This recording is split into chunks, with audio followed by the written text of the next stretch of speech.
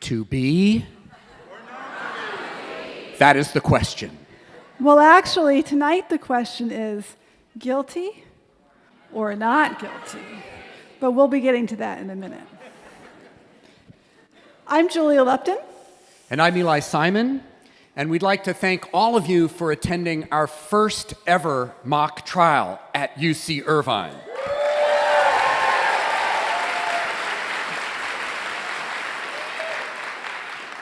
We'd like to thank Kirk Davis Jr. for his support of the UCI Shakespeare Center and his generous underwriting of this event. And we'd like to thank UCI Law for their generous support of this event as well. UCI Law.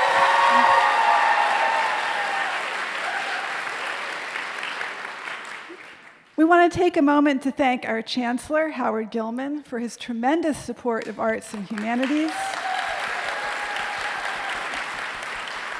Chancellor Gilman's founded Illuminations, the Chancellor's Arts and Culture Initiative, which is one of the proud co-sponsors of tonight's event.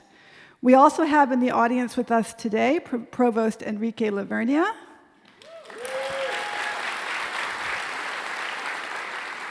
Vice Chancellor Thomas Parham. We're going to miss you, Tom. And Vice Provost Judy Steppen-Norris. And we'd like to take a moment to thank our deans, Stephen Barker, who's the Dean of the Claire Trevor School of the Arts, and Dean George Vandenabeel, Dean of Humanities. It takes a village, and our village is incredibly resourceful, creative, and talented. So thank you all very much for all of your support and for coming to the trial. And now, we'd like to take a moment to just talk through the story of Hamlet up to, not the whole story of Hamlet. No, just up to the stabbing of Polonius, because everything after that moment is not relevant to the trial. And we've really pared this down, so it goes very quickly. So when the play opens, Hamlet is depressed. He's home from college. He thought he was coming to his father's funeral, but it turns out it's his mother's remarriage to his uncle Claudius. When his father's ghost visits the castle, Hamlet's suspicions are confirmed. The ghost complains that he is unable to rest in peace because he was murdered by Claudius, his uncle. He orders Hamlet to avenge his death, but to spare Gertrude, Hamlet's mother. Like many of my students, Hamlet pretends to be mad so that he can be unobserved and save himself. But he finds himself more confused than ever. Maybe the ghost is not actually a spirit, but sent by Satan to confuse him. Words immobilize Hamlet, but the world he lives in prizes action. In order to test the ghost's sincerity, Hamlet enlists the help of a troupe of players who perform a play. It's called the Mouse Trap. Hamlet has added scenes that recreate the murder the ghost described. Claudius's reaction reveals the king to be conscience-stricken. So, here's how the death of Polonius, the counselor to the king, takes place. This is the crime that you will be adjudicating tonight. Hamlet confronts his mother in her bedroom. Polonius hides behind a curtain and listens in on the conversation. Gertrude cries out when Hamlet confronts her. Then Polonius cries out, and Hamlet stabs Polonius through the wall hanging. That's the There will be a test later. And now we're going to introduce you three distinguished actors who will be presenting the famous bedroom stabbing scene in question tonight prior to the trial. Are you up for this? Okay. So, we have Cynthia Bassam, who is the head of voice and speech at UCI Drama, and she will be playing Gertrude, Hamlet's mother. We also have Richard Brestoff, who's the head of our acting program here at UC Irvine, and he will be playing Polonius. And we have brought back, by special appearance, Zach Houston, Zach played Hamlet for us a couple years back at New Swan Shakespeare Festival, and so he's here to play Hamlet for you. And so here is the famous bedroom scene where the stabbing of Polonius occurs.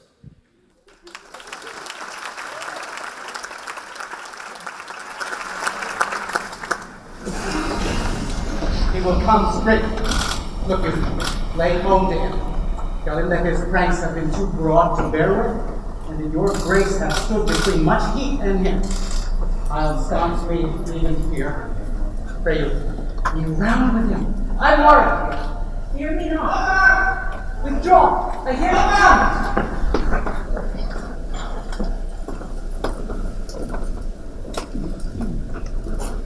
Now, mother, what's the matter? Hamlet, thou hast thy father much offended. Mother, you have my father much offended.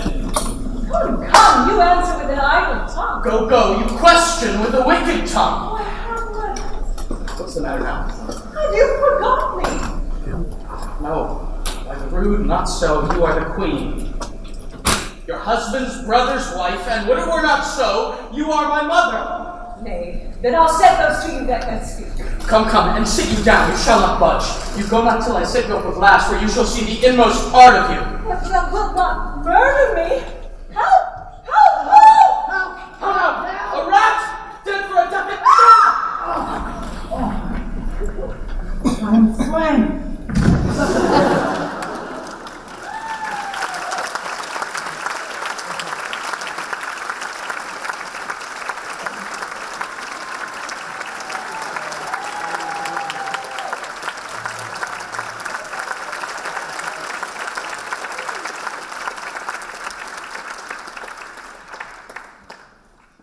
And now, please allow us to introduce the esteemed lawyers and judge for our mock trial.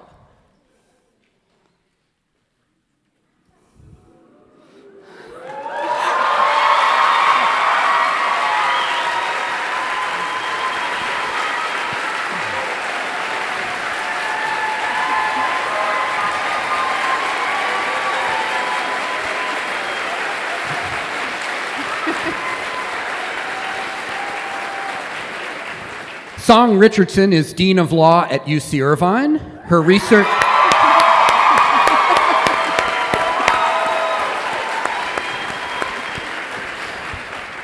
It's a hometown. She was in charge of jury selection, clearly. Her research uses psychology to study criminal procedure, law, and policing. She has received many awards for her scholarship and teaching, and her scholarship has been published by law journals at Yale, Cornell, Northwestern, USC, and the University of Minnesota, among others. She was also recently nominated for OC Business Journal's Woman of the Year.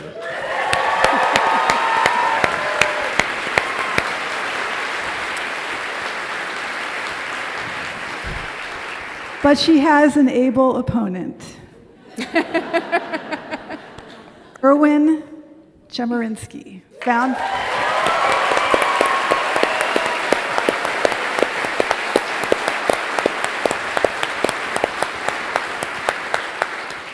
You may have heard that Erwin was the founding dean of UCI's law school. You may also have heard that he is now dean and Jesse H. Choper Distinguished Professor of Law at Berkeley Law.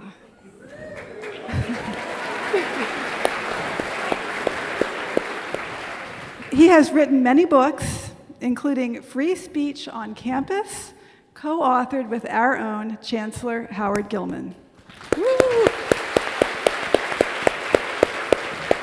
So we are thrilled to welcome Erwin back to UC Irvine.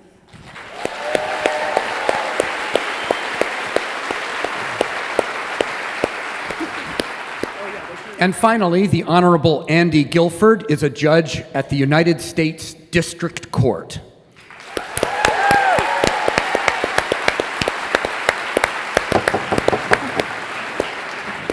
He has received many awards and recognitions and is a frequent contributor to the programs of UCI Law. He will be presiding over today's trial.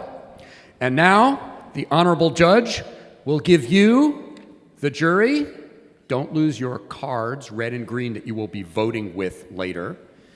He will be giving you instructions on how we will proceed tonight. Judge? Thank you, Mr. Bailiff.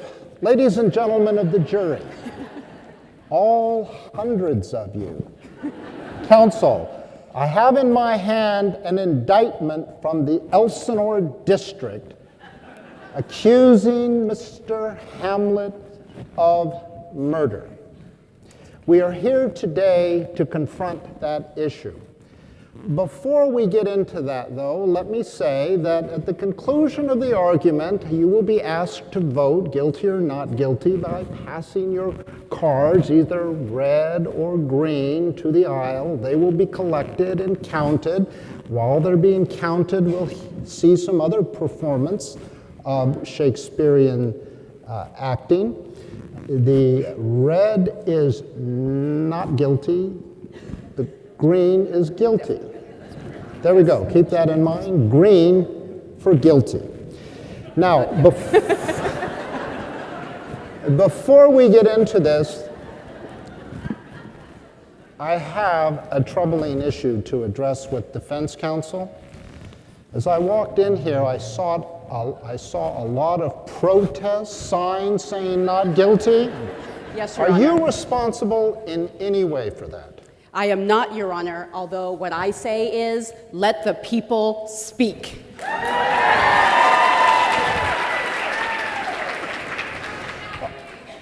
They're still here. All right, I will accept that representation. Ladies and gentlemen of the jury, the facts of this case have haunted humanity down through the centuries. And tonight, we are finally going to determine that key question of guilt or innocence. Now, this is a very important question. As I say, it has haunted us forever. And to decide this issue, we have gathered together two of the greatest minds in the world here today, and we are honored to have them. Now, we're going to start with the dean of the greatest law school in California.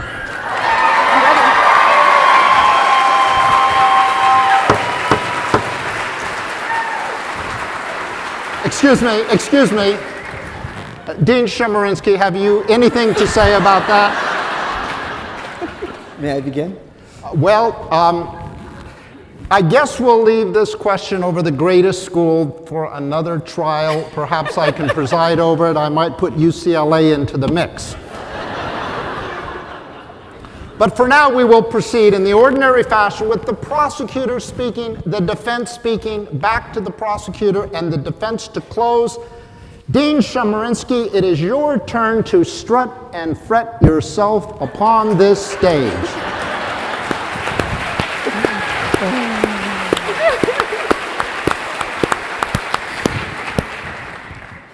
Ladies and gentlemen of the jury, Judge Guilford, it's an honor and a great pleasure to appear before you, and it's wonderful to be home.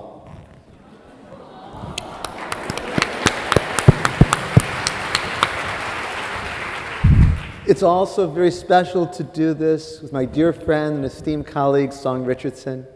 I care very deeply about UCI Law School, and it could not possibly have a better person to lead it to be dean than Song Richardson.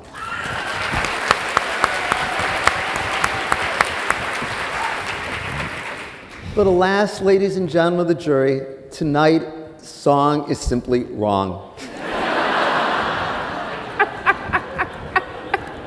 Her client, Hamlet, the Prince of Denmark, deliberately took the life of another. That is first-degree murder. Ladies and gentlemen of the jury, guilty or not guilty? That is the question. It is a question that has a clear answer. You're an unusual jury because you got to see the facts for yourself. You don't need to rely on witnesses to tell you what happened. You saw Hamlet say he was going to kill and then thrust his knife through the curtain and kill. Imagine he had a gun and he saw someone behind the curtain and said, "I'm going to kill you," and fired the gun at that person. Wouldn't any jury in the world, whether in 16th century England or 21st century Orange County, say that's guilty of first-degree murder? The fact that he did this with a sharp sword, a sword that was able to instantly kill, is no different than if there had been a gun. Ladies and gentlemen of the jury, Judge Guilford is going to instruct you on the law that you must follow. And he's going to tell you that in order to find Hamlet guilty of murder, you must find three elements to be present. First, that Hamlet killed Polonius. Second, that he did so deliberately. And third, that he did so with premeditation. As you look at the facts in the record before you, as you think of what you observed tonight, it's clear that these three elements are met. The first, of course, is not in dispute. Hamlet killed Polonius. What about the second element? Was it done deliberately? Was there the intent to kill? In the law, we say that a person intends the foreseeable consequences of his or her action. When Hamlet heard Polonius behind the curtain and then thrust his knife through it into Polonius, it's clear it was a deliberate act. He knew what the consequences would be. But if you have the slightest doubt about Hamlet's intent here, look at the record that you were given. And it is important to note that the document that I understand came with your program is appropriately titled The Record. That means the only facts that are relevant for you are those that are contained in this statement. Anything else is just argument of counsel. And the record, and you saw this reenacted, has Polonius saying, "What? Ho, help, help, help." Hamlet then says, "How now a rat? Dead. Dead for a ducat dead." And then he thrusts his knife through the curtain. In other words, he said, "I'm going to kill you." And then he did. What clearer evidence could there be of deliberate intent to kill? The third element you must find is premeditation. And this is one that's often misunderstood. Premeditation does not require that there be advanced planning. In fact, let me read to you the same language that Judge Guilford will use in instructing you. He will tell you, and these are the words of the law, the defendant acted with premeditation if he decided to kill before completing the act that caused the death. The defendant acted with premeditation if he decided to kill before completing the act that caused the death. The length of time the person spends considering whether to kill does not alone determine whether the killing is deliberate and premeditated. A cold, calculated decision to kill can be reached quickly. Here, too, the record shows you premeditation. For Hamlet announced that he was going to kill Polonius. Dead, he said, and then he thrust the knife. That's enough for premeditation. So there's no doubt that what you have here is Hamlet killing Polonius, doing so deliberately. Is there any doubt of his Polonius intent? Sorry, I couldn't resist. And doing so with premeditation. Motive doesn't matter, but motive certainly can shed light on the fact that it was done intentionally and it was done with premeditation. You heard the story described before you, even though it's not formally a part of the record, that Hamlet wanted to avenge his father's death. Hamlet had been told by the ghost that his father had been murdered. Poison had been poured in his ear by his uncle Claudius. Hamlet staged a play where there was a murder with poison to see what Claudius' reaction would be. Claudius quickly got up, obviously embarrassed by it. Hamlet was deeply agitated, committed to avenging his father's death, and he did so at the first opportunity, thrusting his sword into Polonius, ending Polonius' life. This is such a clear case of first-degree murder. I tried to think about what might Song argue to you by way of defense. One thing she might argue is the statute of limitations.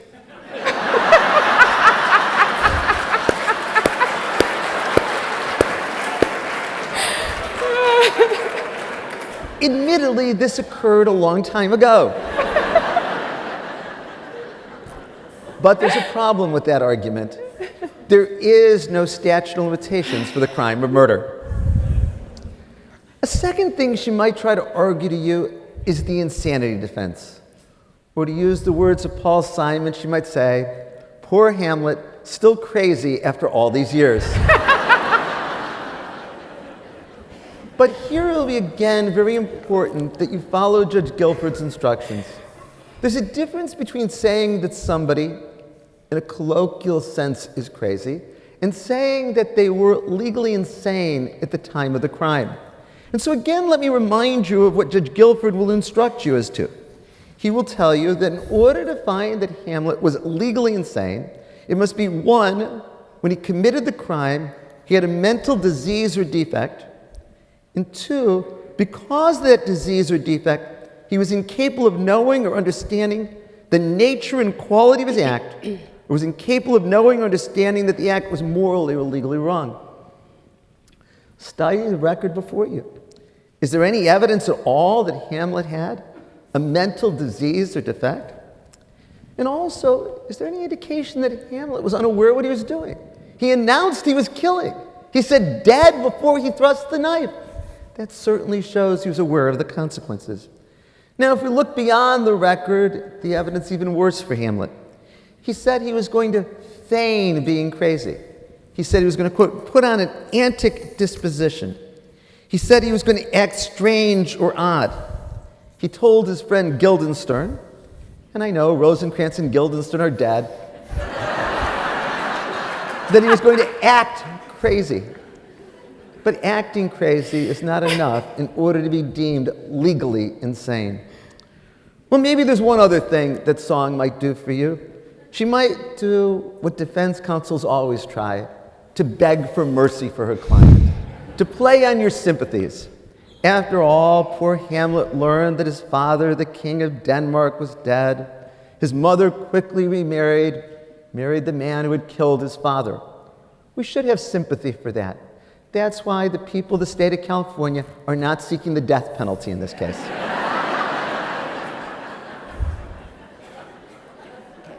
But in all seriousness, this case reflects something very basic about the rule of law. The core of the rule of law is that no one, not the Prince of Denmark or the President of the United States, is above the law.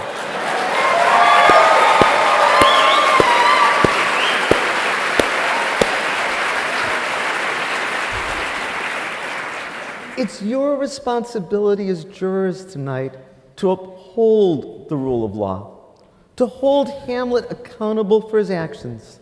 And that then means you need to find him guilty of murder in the first degree. Thank you.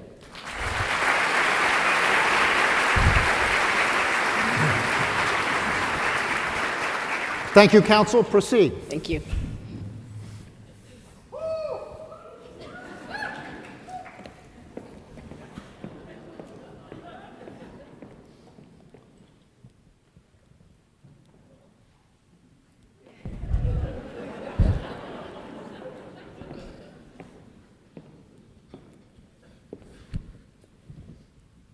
Ladies and gentlemen, Hamlet is a bookworm.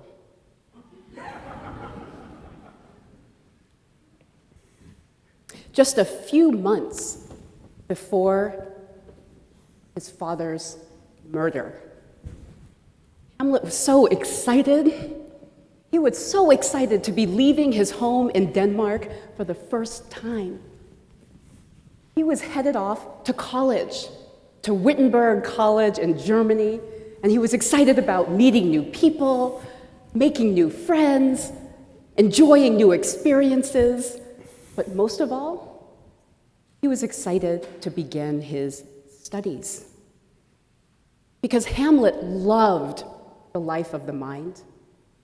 When he was at the castle, you could often see him walking down the hallways with his head buried in a book. And his father, the king, would make fun of him. Other people at court would say, "Hamlet, stop reading." Because Hamlet was a bookworm. And he was going to go off to college and make his father, the king, proud.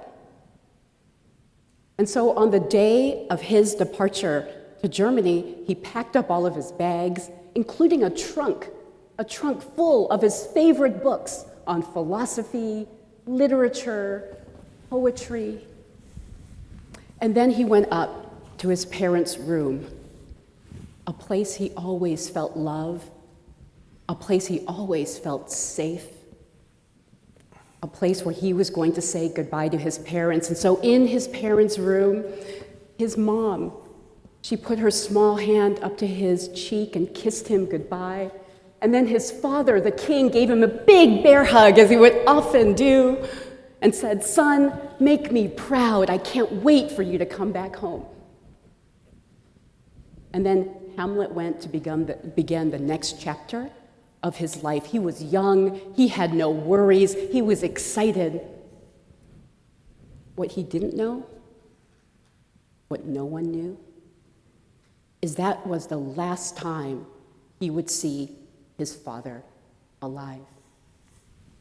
What no one knew is that while they were excitedly preparing for Hamlet's departure, something evil was going on in Claudius's mind. Claudius, Hamlet's uncle. Claudius, Hamlet's uncle, was thinking every conversation, with every joke, with every intimacy he shared with his brother, the king, he was thinking to himself, "How can I kill you? When can I kill you? How can I take your wife and become king?" So Hamlet is off at college, and then he receives a letter from home, and he's so excited because he thinks, maybe it's from my girlfriend, Ophelia. And then he sees his mother's handwriting on that letter, and he's still happy because he's going to get some news from home because he misses his family. So he rips that letter open and he begins to read, and his whole world shatters.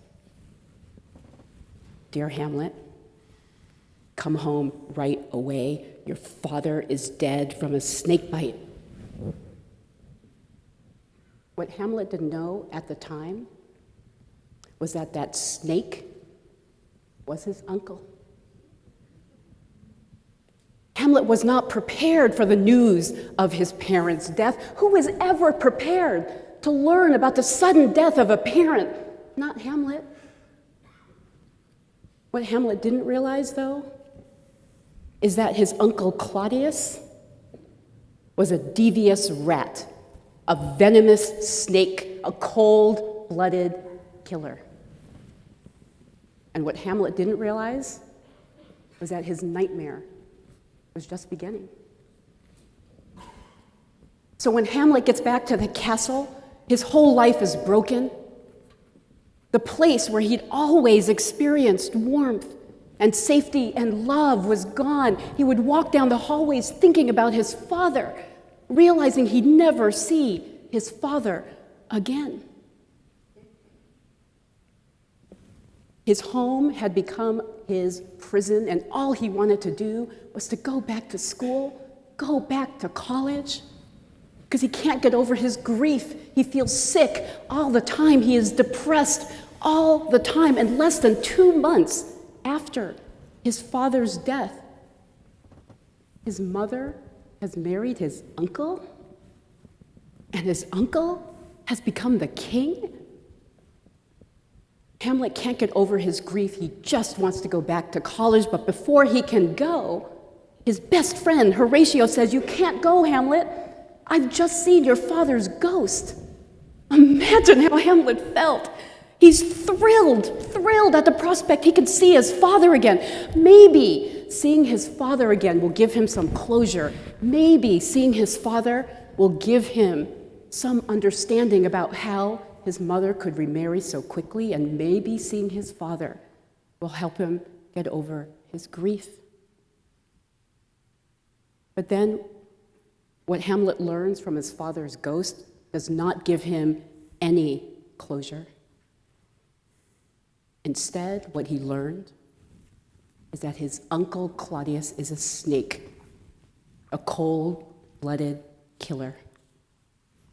And young Hamlet, the bookworm, becomes afraid because he realizes if Claudius would kill his own brother to get the crown, then Claudius would kill Hamlet to keep it.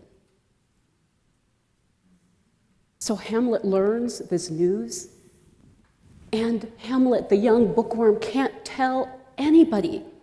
He has to carry this burden that Claudius is a cold-blooded killer all by himself. He doesn't tell his mom. He doesn't tell his best friend Horatio. He doesn't tell anyone at court. Why? Because Hamlet, the bookworm, is scared of his uncle Claudius. So instead, what does Hamlet do? He knows he needs to get proof.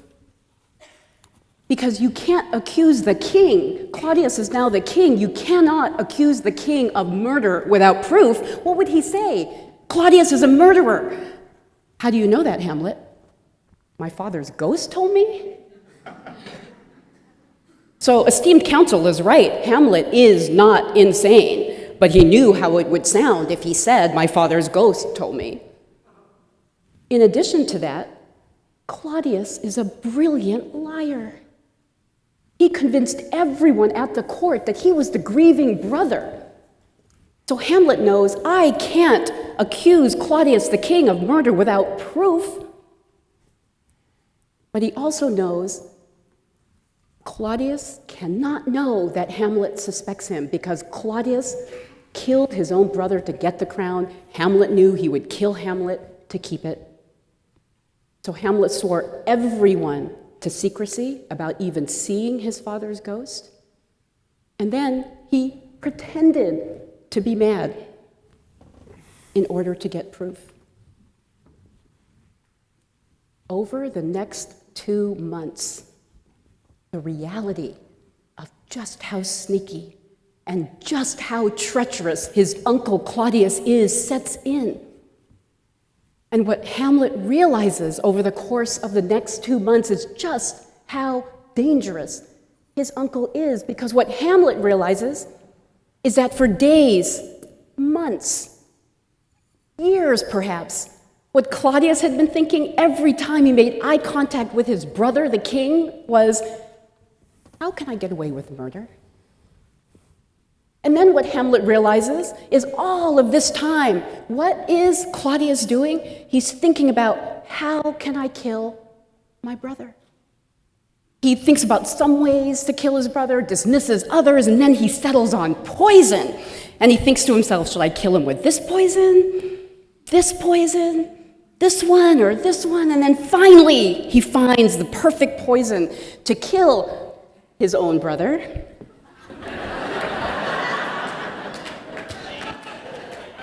And then what does Claudius do? He practices with that poison. Because what he wants to do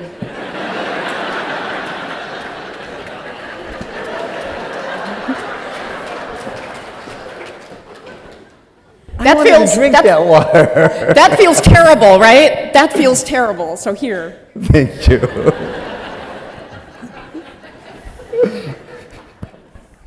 So imagine then how Hamlet felt. You saw how you reacted. You saw how esteemed counsel reacted when he thought I was taking his water. So imagine how Hamlet felt, because Hamlet realizes this is what his uncle Claudius does. And then, what does Claudius the snake do? He stalks his brother. Like a rat, he hides behind curtains. Like a rat, he peeks around corners. Like a rat, he sneaks up on his brother, the king, hoping he can find the opportunity to kill him, and then the opportunity presents itself because he sees King Hamlet, his brother, taking a nap out in the sun. And instead of thinking what other brothers would think, I just want you to rest. The job of being king is difficult. What does Claudius think? This is the perfect time to kill my brother. So that poison that he's been carrying around with him, close to his body, waiting for that opportunity, finally presents itself. And so he slithers up to his brother. He takes that poison and he puts it down his brother's ear, and then he hopes and he prays that his brother will die. And all of this is what Hamlet realizes for those 2 months after his father's death. Hamlet also realizes that he is a bookworm. He's not even good at fencing, right? He's never killed anyone before. But he knows that King Claudius is a battle-hardened veteran who's killed before, is a cold-hearted, treacherous killer. But young Hamlet, he could have then just run away, but he doesn't. He wants to get proof because he owes it to his country, he owes it to his mother, he owes it to all the people who live in that castle. So despite being afraid every single day of his uncle Claudius, he doesn't run away. He stays so he can get some proof. So does Claudius want to avenge his father's death? Of course he does, wouldn't you? If you loved, cherished, and obeyed your father, and then your father's ghost says to you, "Avenge my death," what young kid, what young bookworm wouldn't say, "Yes, father"? But here's the thing, actions speak louder than words. And for 2 months, young Hamlet the bookworm can't do it. He just can't do it. He doesn't lie in wait for Claudius. He doesn't investigate poisons for Claudius. He doesn't sneak around and follow Claudius waiting to kill him. He doesn't lift a finger. Not once. Instead, Hamlet would rather hurt himself than hurt Claudius the snake. He contemplates suicide, to be or not to be. That is the question he asks. He recognizes that his conscience has made him a coward. He even goes so far as to say, "That wasn't my father's ghost, that was the devil." Hamlet can't do it because Hamlet is a young college kid. He is a bookworm. He is not a cold-blooded killer. That's who Claudius is. He's just a young kid living in a nightmare.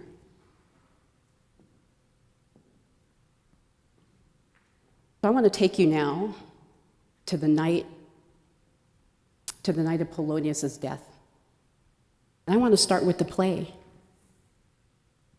Hamlet is pretending to be mad because he needs proof. You can't accuse the king without proof. And after that play, once again, actions speak louder than words, because what does Hamlet learn?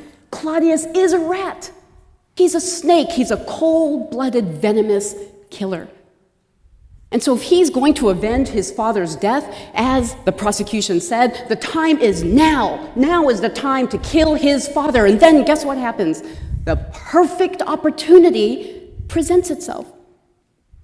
Because right after the play, Hamlet sees Claudius in the church. And Claudius is vulnerable. He is on his knees. His back is to Hamlet. He has no idea he has no idea Hamlet's there. No one else is there. This is the perfect opportunity. If Hamlet is a cold-blooded, deliberate, premeditated murderer, this is the time. But he can't do it because he's not a killer. He's not a premeditated first-degree killer. And so he turns his back and walks away. But remember, his father has asked him to do this, and so what Hamlet does is up with a reason for why he doesn't kill Claudius.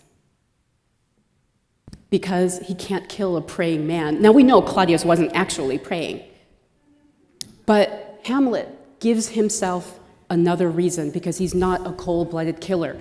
And do you know why you know that's an excuse? Because there are so many things that Hamlet could have done to stop Claudius from praying if he wanted to. He could have said, because remember, they're alone.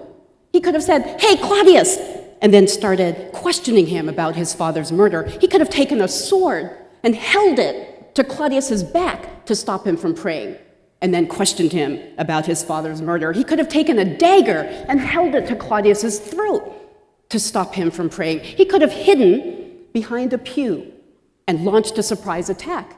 He could have hidden outside of the church, lay in wait, and then launch a surprise attack. But Hamlet does none of those things because Hamlet is not a cold-blooded, premeditated murderer. He's a young bookworm living in a nightmare. So later that same night, when he knows the truth about Claudius, he's in his mother's bedroom. He's on edge, he's afraid, he's still grief-stricken, and he's afraid because he now knows that death is coming, and death is coming soon. He now knows that Claudius knows that Hamlet knows the truth. So Claudius has to kill Hamlet soon before Hamlet tells anyone else the truth, because now Hamlet has proof, and Hamlet knows that if Claudius is willing to kill his own brother and take his brother's wife to become king, he would certainly kill Hamlet to remain king. And Hamlet also knows that when death comes, it will come in that same sneaky, conniving way that Claudius killed his own brother. But he's in his mother's bedroom. He feels safe. He's afraid of Claudius, but in the bedroom, he feels safe. He's alone with his mother. This is the queen's bedroom, remember? So Hamlet knows when he looks around the room and it's empty, no one is hiding in the queen's bedroom. Who would dare hide in the queen's bedroom? And he feels safe. He's always felt safe in his parents' bedroom. In fact, the last time he was there was when his mother kissed him goodbye when he was leaving for college, and his father gave him that bear hug before he went to college. So he feels safe. And what happens when you feel safe? All of his grief, all of his depression, all of that tension that he's been holding in for months, alone knowing that Claudius is a killer, it comes out, because that's what happens when you feel safe and you're with someone you love. And so he's letting his mom know just how he's been feeling. How could she? How could his mother marry that disgusting killer? How could she? She's his mom. She's supposed to keep him safe. So he is letting loose on his mom in only the way a child can, because he feels safe. He thinks they're alone. So imagine his horror when he realizes they're not. So he's in his mother's room, and he's telling her exactly how he feels, and all of a sudden, he hears a voice. It's a man's voice coming from behind him, coming from behind the curtain. There is no doubt in Hamlet's mind who that is. It is that sneaky, conniving, devious rat, that snake who killed his father. He has no doubt about that. And so when he sees that rat coming towards him, what's he do instinctively, quickly? He kills that rat. And you know what Hamlet was thinking, because he tells you, without any time to think, without any time to lie, he tells you He knows it's his uncle Claudius ready to kill him in that same sneaky way that Claudius killed his own brother. He did what any reasonable person would do. He acted to defend his own life from a killer. He acted in self-defense. So, ladies and gentlemen, the judge will tell you that it is the state's burden to prove guilt beyond a reasonable doubt. But the judge will also tell you one more thing. It's also the state's burden to prove that young Hamlet did not act in self-defense. They must prove beyond a reasonable doubt that Hamlet did not act in self-defense, and they cannot do it. So the state would have you believe that Hamlet is the devious rat, that Hamlet is the venomous snake, that Hamlet is the cold-blooded killer. But there's only one snake in this story. That's Claudius. So we ask you to find Hamlet not guilty. Thank you.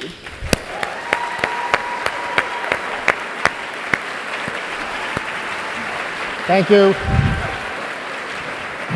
Thank you, counsel. Thank you, counsel. I can only say, oops. Counsel, I can only say zot. Now, Dean Chemerinsky, go Bears. Now that was some performance. I will not quote Shakespeare's language, "Get thee to a nunnery." Far too sexist for 2018. But oh my. Ladies and gentlemen of the jury, in any trial, the jury is confined to the facts before it, the record. You have to decide whether to convict Hamlet of first-degree murder based solely on that which is titled the record. What was so astounding about Song's performance is that almost none of it had anything to do with the record that was before you. It's also interesting that she decided that what she wants to do is put Claudius on trial. Now, there's many problems with that. There's nothing in the record about Claudius and what he did. If Claudius were on trial, you have to think about what's the evidence that shows that he committed murder? So far, you've only heard a couple of things. A ghost told Hamlet that Claudius committed murder, and Claudius got up suddenly from a play. And that may be because he had to go to the bathroom, something Ye didn't agree with him. But no jury would find that that evidence is sufficient to convict Claudius. Now, what Song also wants to tell you is that Hamlet, in the desire to avenge his father's death, thought that he was killing Claudius. Not true, that's right. Because again, go back to the record. It's Polonius who says, what, ho, help, help, help. There's every reason to believe that Hamlet would recognize Polonius' voice.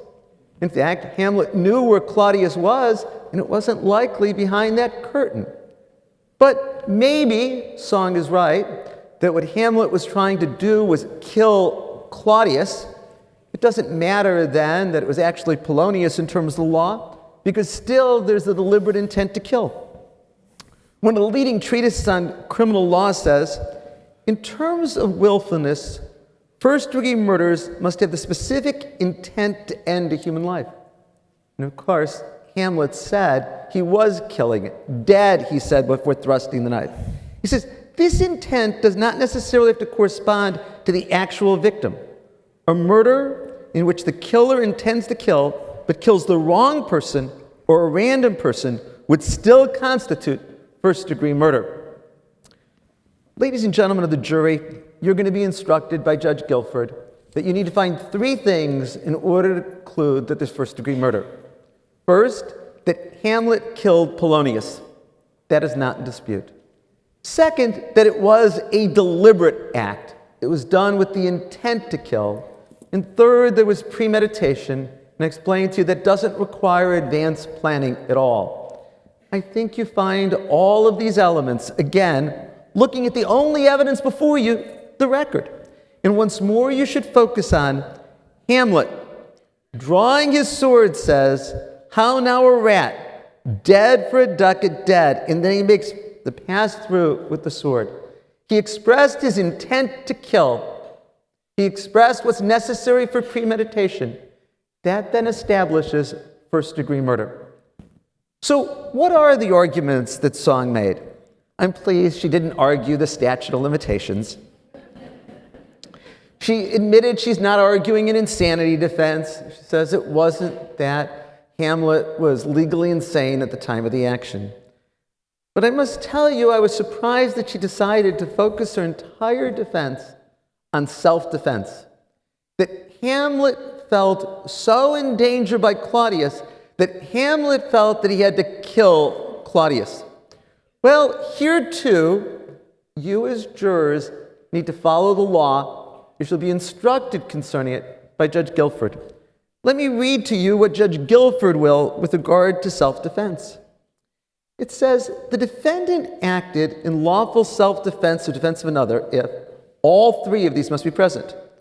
First, the defendant reasonably believed that he or someone else was in imminent danger of being killed or suffering great bodily harm.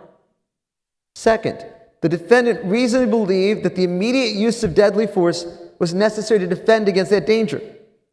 And three, the defendant used no more force than was reasonably necessary to defend against that danger.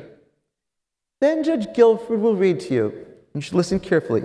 Belief in future harm is not sufficient, no matter how great or how likely the harm is believed to be.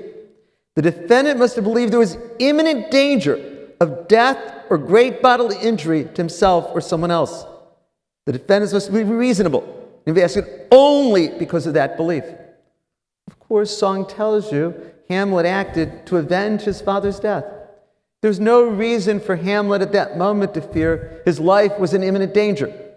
Perhaps he had some future fear with regard to Claudius, but that didn't justify taking the law into his own hands.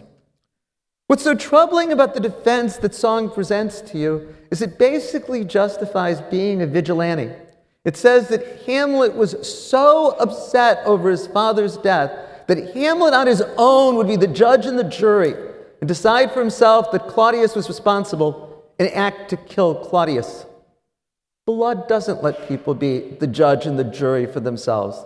The law doesn't let people take the law into their own hands in this way. Song's argument was largely about being sympathetic to Hamlet, and we should have sympathy for him, but that doesn't excuse his crime. Remember, as I said to you earlier, no one, not even the Prince of Denmark, is above the law, and it's your responsibility as jurors to enforce that law, and the way to do that is to find Hamlet guilty of first-degree murder.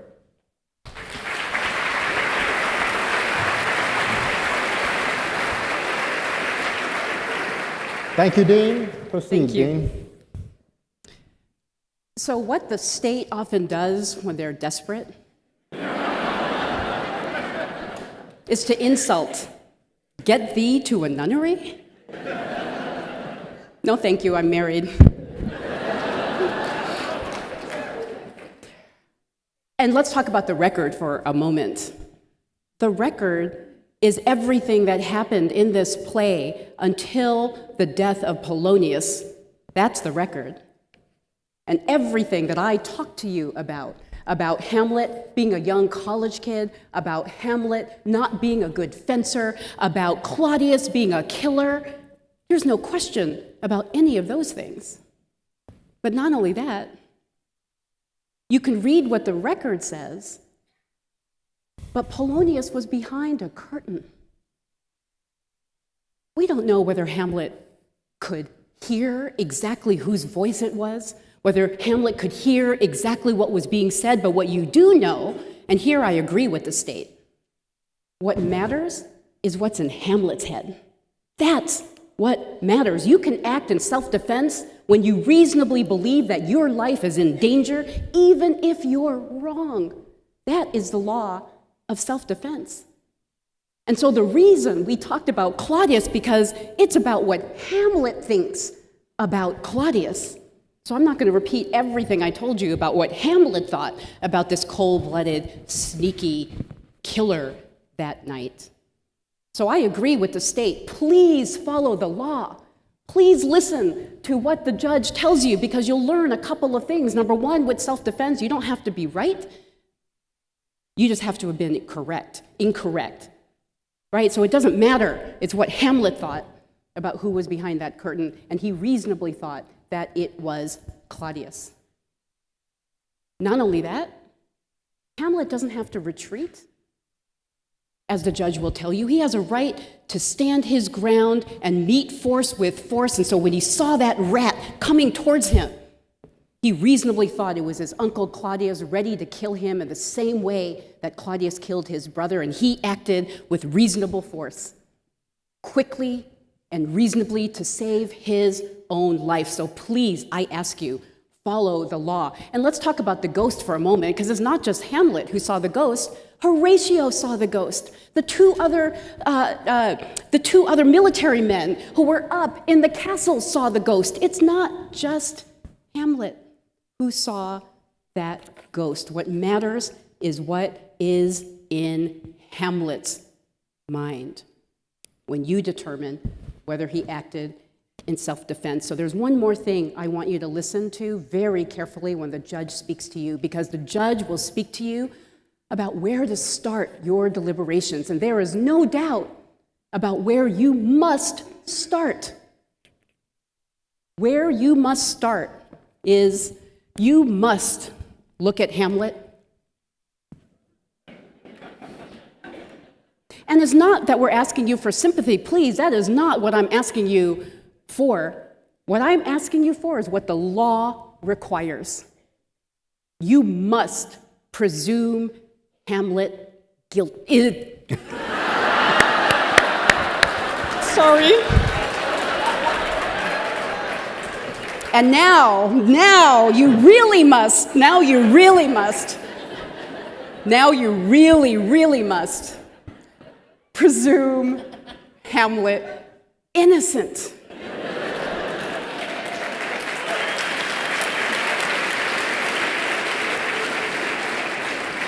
And I have just one more thing to say about that, because proof beyond a reasonable doubt is the highest standard that exists in our country. So you must presume Hamlet innocent, and then you must look at every piece of evidence that was presented to you today and ask yourself, based on that piece of evidence, has the state overcome their very heavy burden? Have they overcome their burden of showing that Hamlet did not act in self-defense beyond a reasonable doubt? Because that is their burden. So if you're in equipoise, if you're not sure, if it can go either way, then Hamlet is not guilty. That's what proof beyond a reasonable doubt means. That's what the presumption of innocence means, because the presumption of innocence protects the innocent. And what the late Thurgood Marshall said, and I can't say it better than him, and so I'm going to end with this quote. The shortcuts that we take with those we presume to be guilty harms not only the innocent, but ourselves. Thank you.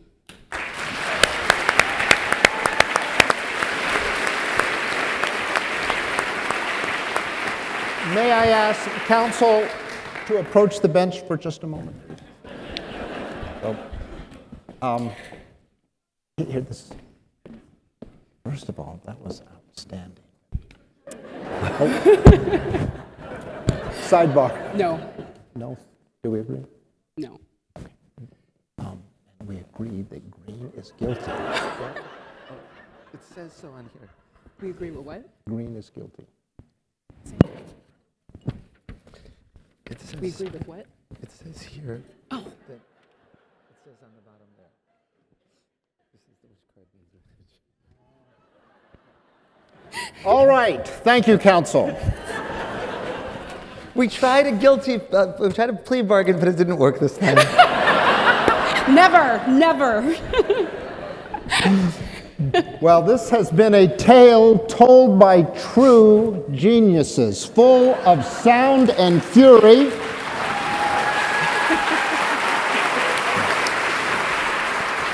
Signifying what you are about to tell us. Now, folks, I stand corrected. The dean points out that verdict is guilty is the red card. Okay? Guilty is the red card, not guilty is the green card. So remember that, and now I'm going to read from the jury instructions. You will then pass in your red cards for guilty and your green cards for not guilty. While they are counted, we will see some more performances. First, I will begin with reasonable doubt. A defendant in a criminal case is presumed to be innocent. This presumption requires the state prove a defendant guilty beyond a reasonable doubt. Proof beyond a reasonable doubt is proof that leaves you with an abiding conviction that the charge is true. In deciding whether the state has proved its case beyond a reasonable doubt, you must impartially compare and consider all the evidence that was received throughout the entire trial. Unless the evidence proves Hamlet guilty beyond a reasonable doubt, you must find him not guilty. First-degree murder. The defendant is not guilty of first-degree murder unless the state proves that he acted willfully, deliberately, and with premeditation. The defendant acted willfully if he intended to kill. The defendant acted deliberately if he carefully weighed the considerations for and against his choice and, knowing the consequences, decided to kill. The defendant acted with premeditation if he decided to kill before completing the act that caused death. A decision to kill made rashly, impulsively, or without careful consideration is not first-degree murder. On the other hand, a cold, calculated decision to kill can be reached quickly. The test is the extent of the reflection, not the length of time. The state has the burden of proving beyond a reasonable doubt that the killing was first-degree murder. If the state has not met this burden, you must find the defendant not guilty of first-degree murder and turn in a green card. Self-defense. The defendant is not guilty of first-degree murder if he killed in self-defense. The defendant acted in lawful self-defense if, 1, the defendant reasonably believed that he was in imminent danger of being killed or suffering great bodily injury. 2, the defendant reasonably believed that the immediate use of deadly force was necessary to defend against the danger. And 3, the defendant used no more force than was necessary to defend against that danger. When deciding whether the defendant's beliefs were reasonable, consider all the circumstances as they were known to and appeared to the defendant, and consider what a reasonable person in a similar situation with similar knowledge would have believed. If the defendant's belief were reasonable, the danger does not need to have actually existed. A defendant is not required to retreat. He is entitled to stand his ground and defend himself. This is so even if safety could have been achieved by retreating. The state has the burden of proving beyond a reasonable doubt that the killing was not justified. If the people have not met this burden, you must find the defendant not guilty of murder. Counsel, are we ready to submit this to the jury? Yes, Your Honor. Yes, Your Honor. Very well. Then, ladies and gentlemen, please pass the cards as we have described. Terrific. Now we're going to tally the votes. And while we tally the votes, we're going to bring Zach Houston back on stage to perform 3 of Hamlet's famous speeches for you.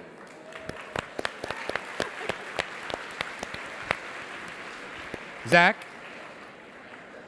So this first piece is from Act 1, Scene 2. Hamlet is figuring out what's going on in the castle, his place in it, the meaning of life, and what is going on in the play.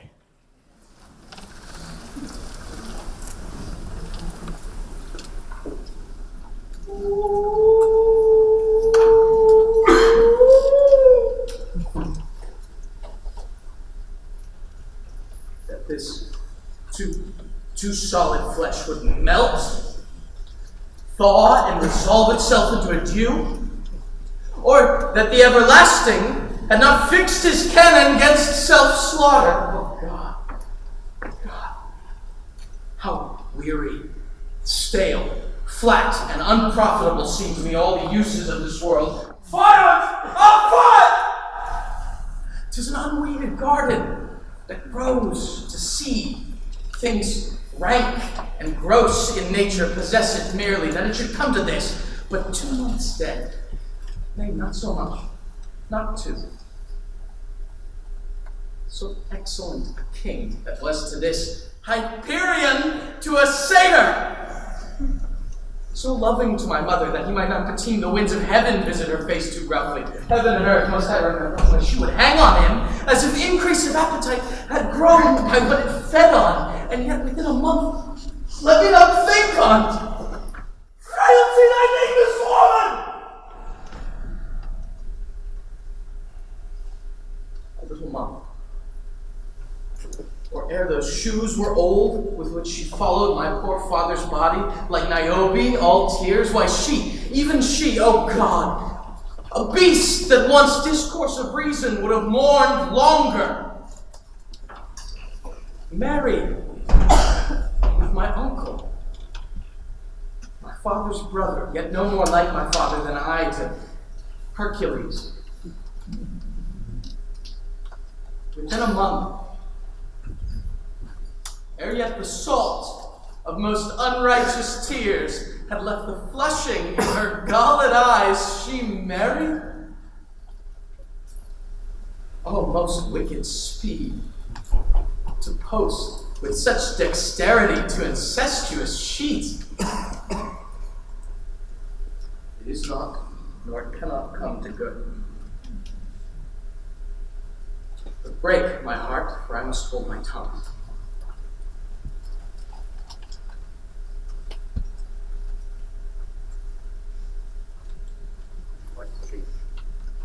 Would you like to change your vote now?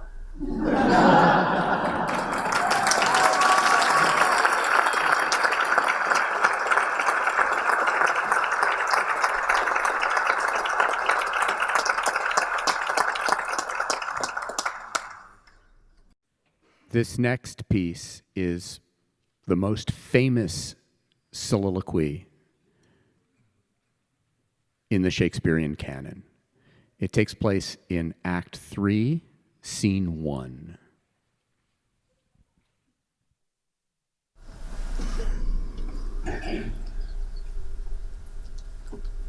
To be or not to be? That is the question. Whether 'tis nobler in the mind to suffer the slings and arrows of outrageous fortune, or to take arms against a sea of troubles and by opposing end them.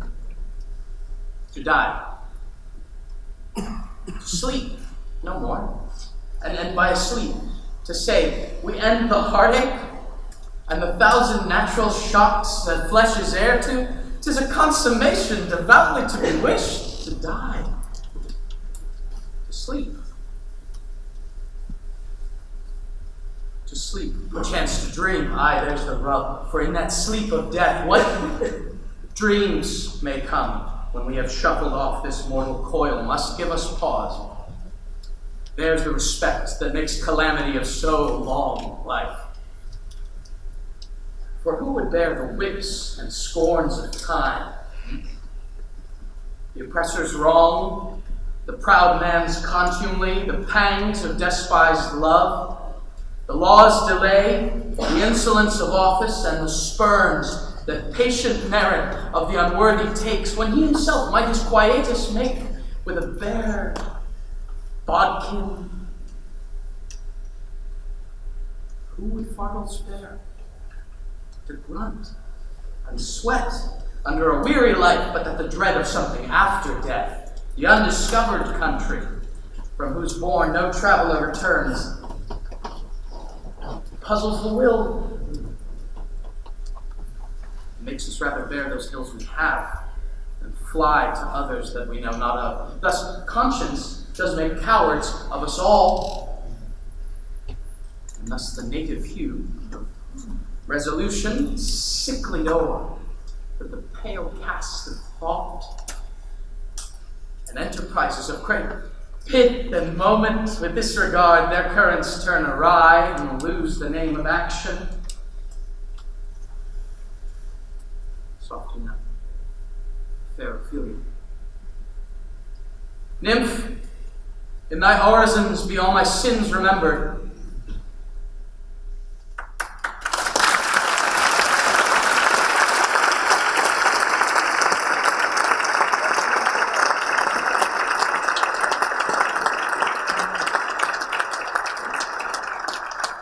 This last speech takes place in Act 5, and it's in the graveyard.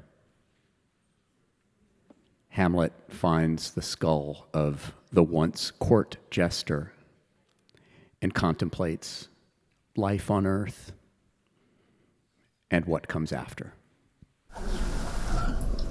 Let me see.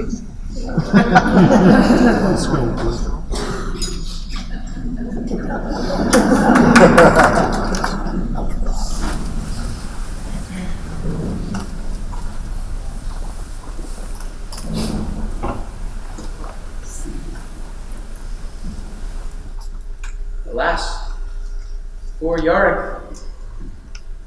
I knew him, Horatio, a fellow of infinite jest, of most excellent fancy. He hath bore me on his back 1,000 times. Now how abhorred in my imagination it is, my gorge rises at it.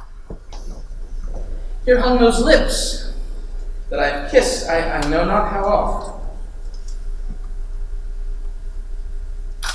Where be your jibes now? Your gambols, your songs, your flashes of merriment that will want to set the table on a roar? Not one now to mock your own grinning. White chap fallen. And now, get you to my lady's table and tell her to paint an inch thick. To this favor she must come. Make her laugh at that.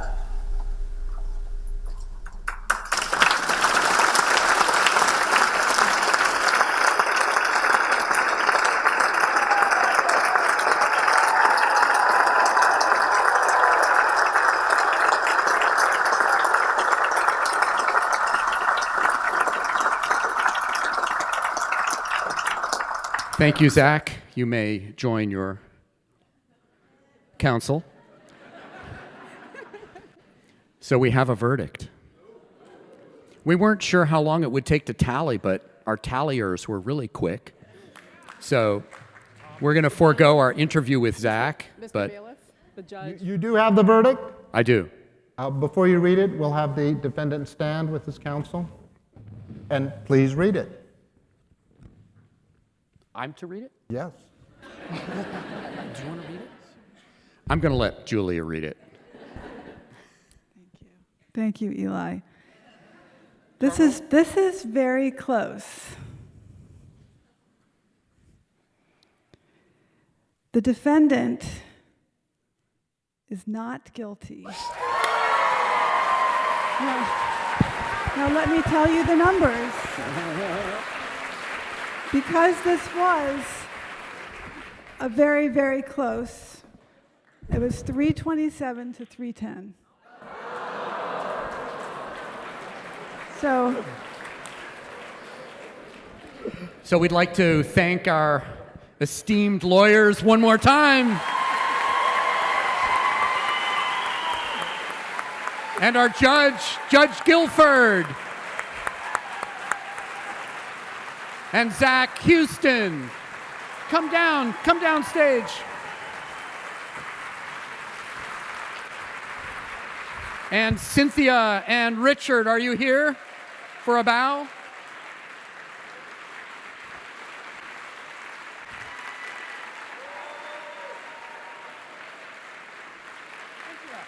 Come up, Cynthia. Cynthia Bassam, the one and only. Thank you so much. I forgot to mention that tickets will be on sale for New Swan Shakespeare Festival this Monday. So be prepared to purchase your tickets, and we'll look forward to seeing you under the stars this summer. Thank you so much, and thank you for coming tonight.